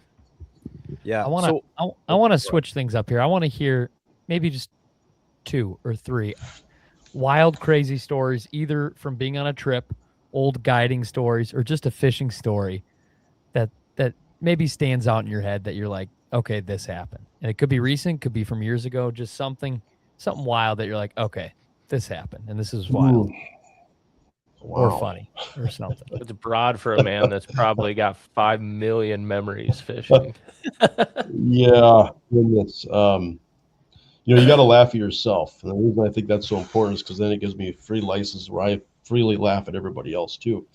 Yeah, I mean, there's been so much stuff. I mean, just, some of it was human error, some of it was poor judgment, some of it was, I mean, just all the above. I mean, goodness, we've had all kinds of crazy stuff, like especially like guiding, you don't get to take a day off, and by the end of the summer, I remember just going so many days where, you could hardly stand it just to climb up in your boat just to clean the pop bottles out of the storage compartment. You know what I mean? Like you're just fried, and that was probably the biggest thing that I had to learn when I was young is, when I first started, there weren't hardly any guides on Devil's Lake, and we were going hard. I mean, we would take out 2 or 3 groups a day at times. And I remember, I remember one summer, I mean, I was probably like 22 years old, just having the time of my life. All I wanted to do was fish every day. Like when I was 22 years old, if somebody would have just made a deal like, hey, make a deal with the devil here. You can fish every day for the rest of your life and live in this camper, but you'll have a decent boat and a pickup to pull it with, but you'll never have any money. Like I would have signed up for that in a heartbeat, that's all I wanted to do was fish every day. And so, we're going every day. And I remember one time I had like $10,000 worth of cash in my glove box in a storm. We'd always leave our pickups unlocked because we didn't have very good weather. Like we didn't have weather apps or nothing. So like a big storm would pop up and everybody's just running, trying to get off the lake, before the storm hit. I remember just getting caught in horrible storms back in the day, just getting beat on, like just big hail hitting me in the forehead, blood running down my face, and 6-8 foot rollers, just pop up in 20 minutes, I mean, half an hour. I mean, it was just, unbelievable storms. Well, I remember one time we all came running in out of the storm. We'd all leave our pickups unlocked so that somebody could just grab our pickup and back it in for us, because it's kind of a pain when you got 3 people or 2 people in your boat that don't do a lot of fishing and stuff. They don't know what to do, and so, guy backs my boat in or whatever, and I, give him a ride back to his car or whatever, and the glove box popped, and all this cash came rolling out, and he's like, what the hell? Like he thought I was like a drug dealer or something. Like, no, you don't understand. The bank in Devil's Lake closes at 5 o'clock. Like I've been fishing for like 55 days in a row. like if they don't pay the resort, the credit card or whatever, then they the guys give me cash or give me tips, and I remember that summer I fished so many days, and again, like this is like things were just different then, where things were closed. Like there was no way to pay something online back then or anything, and I didn't have any clean clothes. And so first, it was a deal where, okay, I wear pants for a few days without any underwear. Then I'm wearing shorts without any underwear. Pretty soon those are starting to get pretty fall. So I'm wearing these rain pants with no underwear, nothing on underneath. Just like those old yellow rain pants. And it would be like hot and I'd be sweating and just like, man. And I finally, like, there's a big storm that rolled in. It was like thunder and lightning and pouring rain and lightning cracking all around. I just remember just being so thankful, like, oh my God, I gotta go and get some, again, Walmart closed where, you couldn't, like after 7 o'clock, you couldn't buy nothing, So I remember just beating into town to, buying some clothes and just getting patched up, and yeah, I mean, just fishing every day, having the time of my life, and yeah, I mean, just, I miss the people, and even today, I'm at, almost every sports show I go to, I'll run into 20 people that I guided. I haven't guided in 15 years, Wow. and it's, That's awesome. yeah. And, and the thing about it is, reality is there's people that were way better at fishing than I was. But I think the thing that, where I kind of got lucky was, I just had the right temperament. I think I was patient I would see absolute shit shows. Like, like some, you got a couple from Iowa and they, they're not standing up in the boat. So they'd be sitting in the boat and they're not even looking over the side of the boat. They're just cranking, and they'd crank a 28-inch walleye right up to the rod tip, and try to net it and the rod breaks. I mean, just like I remember, like hiring some of my buddies that were really, really good fishermen, at times. And at times they were horrible guides because they just were too wound up tight. They just like stuff like that would just send them over the edge. Where, my pet peeve would be like when guys would come back and they'd be like, yeah, we would have caught them, but my guys couldn't cast. They couldn't do this. They were always snagged, like they're, bitching about their clients, and that was always rubbed me wrong. I, pull guys aside. Listen, Kevin Van Dam's not calling anytime soon to pay you $500 a day to take them out fishing. Like, you're going to get people that don't fish a lot. Like, that's your job. But the thing is it was the funnest thing in the world. Like, I remember I had these old guys. So this is almost 30 years ago, and they weren't World War II veterans. They were World War I veterans. They were two brothers, Wow. and they were like in their 90s at the time, and they were like hunched over, like they couldn't stand up straight anymore. Like they're hunched over, and they were just shake nonstop. And but they were so much fun, and I remember, and there's a lot of fun stories. Like something happened where my boat was in the shop. I remember one year with these guys, and so I took one of Woodland's little rental boats. Okay, and I like the challenge. Okay, you got somebody that can't cast, you got somebody that can't feel a jig, that can't set the hook, whatever. Like, figuring out ways to catch fish with those people was so much fun. It really was. And I remember these guys, they, obviously they couldn't stand up in the boat, they couldn't cast very well, and it kind of forced you to learn. And so I started dragging like shallow running shad wraps around in 3 feet of water, and doing some different stuff, and catching fish. But these guys had never caught fish in their life. Like, they loved to fish, and they had caught enough fish to know that they liked it, but like they had never like got into them. And so you take people like that and really get into them, and I remember they would draw me pictures and send them to me all winter. There was this one picture, and I had it for years. I don't know, whatever. They drew a picture of me, and I'm wearing this Crown King. And it said something about that I was the king or something like that, and I had that hanging up in my office for years. They just, they would send me gifts. I remember at Christmas time, at Woodland, I'd have packages stacked up almost, like 8 feet tall of just all these different packages and Christmas, all wrapped in Christmas paper and stuff. Clients were sending me Christmas gifts and stuff, and yeah, it was a lot of fun. I love guiding. I love taking people fishing, I got to take people, like they were taking their kids for the first time. That was really common. And then trying to really get those kids into fish where like it was like life-changing for them. And then I took a lot of people taking their dads for the last time, and you think about how stark different, as far as, the chapters in our life, but both how special they are, Yeah. and yeah, I loved it. And the thing about it is I always feel like fishing is good for people. Like, every once in a while, I'll get some knucklehead, but as I've gotten older, I've gotten less tolerant with village idiots. Where I just don't have the time. But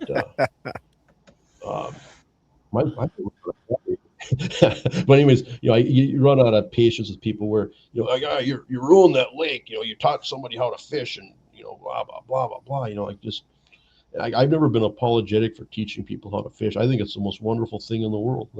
Like all the craziness, like all these people running around the streets of Minneapolis. I don't care if you're on the left or on the right or whatever. Like, there's a lot of lunatics in this world, and there's a lot of mental illness, I think, in this world that causes a lot of this craziness. And you look at like when I was a kid, not everybody, but like a lot of guys had shotguns in their vehicles. I even had a shotgun in my locker at times. I remember getting up out of middle of class during a blizzard to hunt snow geese. My buddy and I looked out the window, and we looked at each other like, we're out of here, and like there was never any school shootings. Like, there was like that stuff was unheard of. Like, there was guns all over, and nobody ever thought that they were for shooting people. But you look at today's world where people are mentally sick, right? They got a lot of pain and anger in their hearts, somehow. And you look at how good fishing is for people. I always say this, like these terrible tragedies. Like, a 12-year-old kid walking into a school with a gun, and think of that, shooting people, killing people. You think like buck fever. Like, how did the person ever shoot Charlie Kirk? A buck makes me shake. I can't imagine a human being. Like, holy, right? And you think that these people did these terrible things after they just got done catching a nice bass on a topwater? No, right? I mean, if that kid would have been fishing that morning, climbed out of a tree stand, he'd have been skipping to school, and and it's all, I mean, fishing and hunting is great for people. I never apologize for encouraging and motivating people to get out there and do that stuff, because it just makes the world a better place. It really does. Yeah, I totally agree. Yeah. It's hard to have a bad time after you watch a smallmouth eat a shower blow. I'll tell you that much. If you see a smallmouth, I'm a closet smallmouth guy. dude, you are That's closet. awesome. I've been smallmouth seeing guy. Oh, I've yeah. been seeing more So, smallmouth I mean, shows like, pop where up I with grew up- Charlie. Well, where I grew up, bass are a trash fish. You got to understand that. Like in the hardcore walleye world, everybody's running a tiller and dragging their Lindy rig around with a creek chub. Like a smallmouth is like right there with a carp and a drum, in a 2-pound channel catfish. Like it's just something that I know a lot of old timers, they're buddies of mine. They catch a bass, they club it on the head. Like it's just a waste of fish flesh. I mean, seriously. And so it took a lot of courage to come out of the closet and be a smallmouth. Be like, hey, I like They're like smallmouth. one of my favorite fish. I mean, oh my God, I could, yeah. You had to have some rough phone calls driving home after some of those smallmouth episodes went out there calling you. They're like, Mitchell, what's wrong with you? What happened So I to you? remember one time we were filming on Lake Audubon, and I just love Lake Audubon. I love the smallmouth there. And one of my buddies, an old tournament partner, hopped in the boat. He was driving back from work, going back to Minot, and I said, "Hey, what do you want to use? What rod or what jig or what do you want to use for these smallmouths?" And he's sitting there cross-armed in the boat. I just disappointed. Like, I don't know. I've never used anything to catch one on purpose. Like, I can't believe you. Like, what happened to you? Go over to Minnesota, you make all these stupid new friends, and you come back just all, what the hell is wrong with you? And so, anyways, we go. So now we fish in a smallmouth bass tournament together. He actually, I think He's changed you. You converted him. Yeah. We actually, in fact, we 2 years ago we won a tournament. That's awesome. 2 years ago, we set the record for weight on Lake Audubon for a smallmouth, like 21 pounds or something like that. I think he had fun. I mean, I really did. I mean, Yeah, he had fun. he's just a Yeah, competitive of course. guy, but yeah, I mean. So awesome. You get this. So then after the tournament, people, it's a kind of a fun club group guys, and like the top 3 guys have to talk about what they used and how they caught fish or whatever. And so like, yeah, it was really good. Our inside planer board caught the biggest fish, but then in the afternoon those creek chubs really fired up. They were just like, I just know you didn't do that, did you? But no, actually we use square bills. They're like, no way, you guys know what square bills are? Well, kind of. We went to Walmart, we found those little, I don't know, it said Kevin Van Dam on us. We figured it has to work, we didn't know nothing.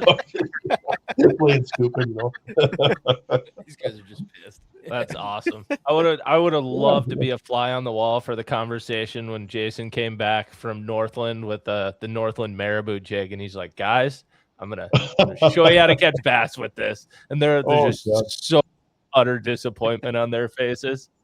Oh God, it was fun. They are so much fun. I mean, I just love them. They are probably one of my favorite fish to fish for. They really are. They're just. Did you and your son do a bass camp this year again? Oh yeah, we do it every You year. did. My son would, so even like when he was a little kid, he'd rather fish for pike than walleye. He thought walleyes were the most boringest thing on the planet. He wanted to cast. And I get it. So yeah, we call it bass camping, where we just go somewhere fun and fish for bass. And we make up stupid rules. Like we went to Lake Audubon this year. Actually, we took one of those quick set screen tents. It was beautiful hanging out in that. Like wind blowing through it at night. It was all cool. Coyotes howling and just living it up. I'm thinking, man, I used to camp on these same shorelines when I was that age. The only thing is that I had no adult supervision. We were drunker than drunk, drinking beer, and we had fishing rods out. And I thought, looking at my son, thinking, man, he's hanging out with his dad, and we don't have any alcohol with, like drinking isn't the thing. It's like, man, I'm so proud of him. Look at how far I came.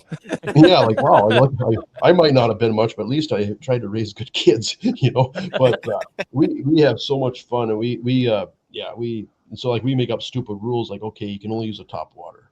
It just makes things that make it fun. And so, I mean, there's times where I know we'll catch fewer fish, but we just do something, just like the topwater thing is so much fun out there. Oh yeah. Oh yeah. Everybody, if they played around bass fishing, buddy, they go like, no, we're just throwing topwaters this next hour. Yeah. Or we're just Like, doing this. Like, it doesn't I matter. don't care what time of day it is. I don't care if it's working or not. Like, we're just gonna throw topwaters. It's like, yeah. That's awesome. Yeah. That's great. You boys got anything else? Otherwise, I think before we keep Mitchell too long, we should probably wrap her up. Yeah, Well, I mean, I just appreciate the opportunity, guys. Keep doing your thing, man. I mean, all you guys are doing a great job, and it's great to see. I guess I'd call you guys the next generation. I guess I'm 50. How old are you guys? I think I'm 32. we're all like right around 30. Yeah. Yeah. So, I mean, you guys are the next wave, So, I mean, been a great ride. Nothing better than getting up in the morning and fishing, and just, don't tell anybody how much fun that we have. Otherwise, all they do is try to ruin it for us. And, That's true. All right, Jason, tell them how hard it is and how hard you got to work and how everything is so tough. That way people leave you alone. And the food, Pink cooks terrible food. Everything sucks. Yeah. Oh yeah. Don't get any sleep. Before you go though, you got to leave the listeners here with one nugget. If you had one piece of advice to give somebody that wanted to come to Devil's Lake and catch walleyes this winter, what would be your number one piece of advice for them? Fish shallower than you think. Oh, I like that. I mean, there's fish deep, shallow, medium, whatever. But you look at these lakes where predominantly in the summertime you're casting cranks or casting swim baits, stuff shallower. The boat's in 7 feet of water, and you're casting in. These lakes don't really change in the wintertime, and so to find the easy fish, sometimes it could be low light. Mornings and evenings can be the best. Sometimes a lot of pressure. People fishing a spot will wreck it pretty quickly, where you've got to be the first person on a spot usually to do the best.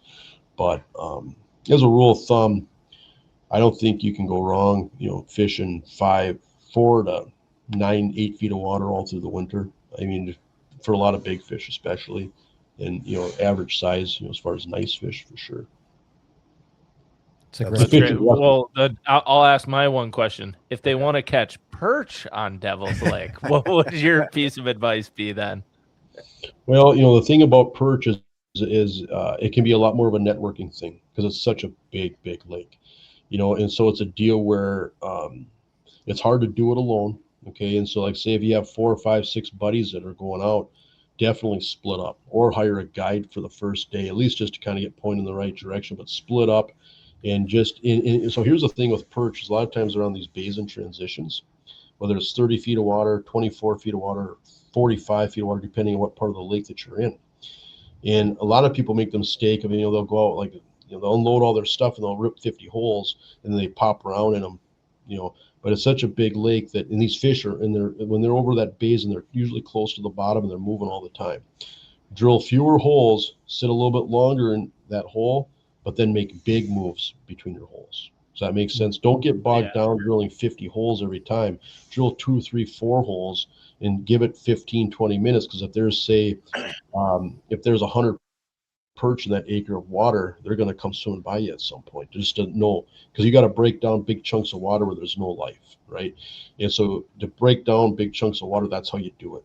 And then when you start to mark fish, you start to get warm. We always say the big moves find fish, but the small moves catch fish. Okay.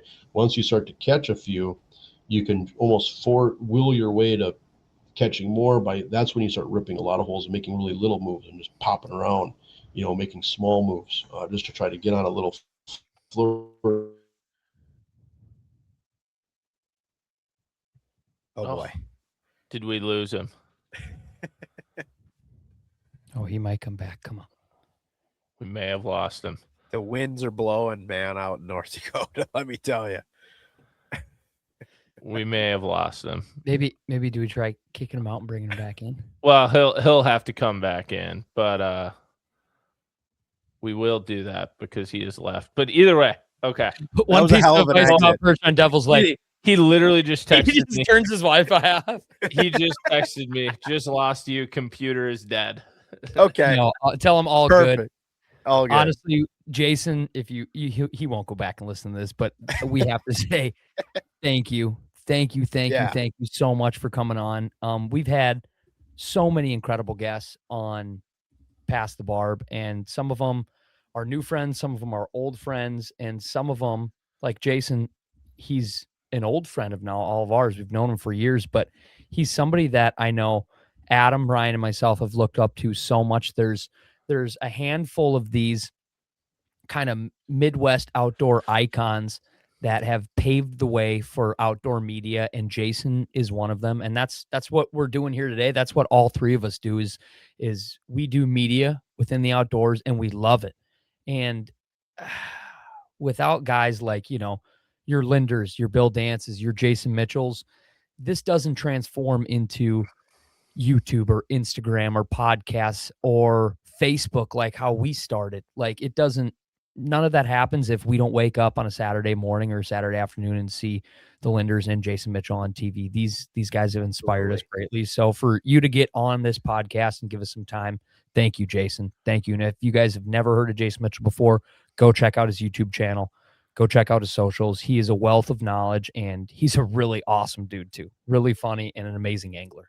Yeah, and he's done so much, like, just in the outdoor industry in general, like probably gone on and probably forgot about more hunting and fishing adventures all over the world than most people will ever do in their lifetime.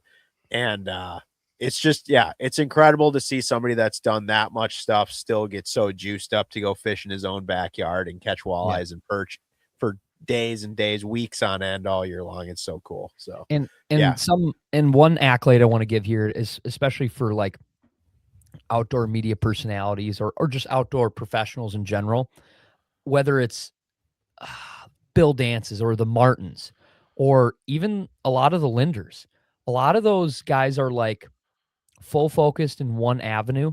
And even in the hunting industry, they're full focused, like a Lee and Tiffany. Like, I'm sure they recreationally fish on the side, but they're like, we're deer hunters. And even the Linders, they are just like even especially Al, he's like an open water angler, an open water multi-species angler. Or those guys down south, or the Bill Dances, they are an open water bass angler. Jason does it all. Jason films crazy hunting videos, to ice fishing, to duck hunting, to wader fishing for walleyes, to open water fishing for walleyes, to open water fishing for bass, to open water fishing for panfish. He full circle. Jason will kind of do everything, and I've always thought that was really cool about him. He chases everything in the outdoors. Yeah. Oh, like you guys said, I think Jason's awesome. He brought it. That was an awesome interview. He has so much, his insight on the industry and just everything going on, and like advice he gives us. I mean, whether it was during this podcast or like off there, Jason's awesome. Like, he is an awesome dude. Cannot emphasize that enough. Super fun to fish with, super fun to hang out with, super fun to have some beers with. So Mitchell is one of a kind. We love him. We'll have him back on the pod. Also, I'll give him a shout out for, if you are heading up to Devil's Lake, you can stay at JMO headquarters. I actually stayed there when I filmed with him for Clam and shot some stuff up there. He has a giant pole shed basically, and it has like all of his machines, you name it, in it. And then his, it also has a camera equipment, his office, you name it. And then it has like 3 to 5, I don't want to say suites. They're almost like apartments that you can rent. And basically what it is there's a giant heated garage, so you can just drive your truck in or back your trailer in, you name it. It's got a floor drain under it. So you can park all your machines in there, do whatever you want. And then all the lodging is right on top, fillet tables, everything in it. Very reasonably priced. It's awesome. So would highly recommend. That's where I stayed when I was there. It's very, very cool, right on the lake. So if you go up to Devil's Lake area, definitely stay with him there. But boys, that was an awesome pod. And I guess for everybody to know, we hear you. We want to get more podcasts out. However, we do not have much more availability than a couple times a week. So what we're going to do now is, this one's over. You're going to get a new pod next week, and we're going to start recording another one in a sec. So we're going weekly, folks. We're going weekly. Get ready. Every week. Yeah. So if you haven't subscribed now, do it. Do it. Subscribe. Smash that button. Comment on Instagram. Comment on Facebook. Comment on YouTube. Do it all. We love you. We will see you on the next episode of Pass the Barb. Peace. Sheesh.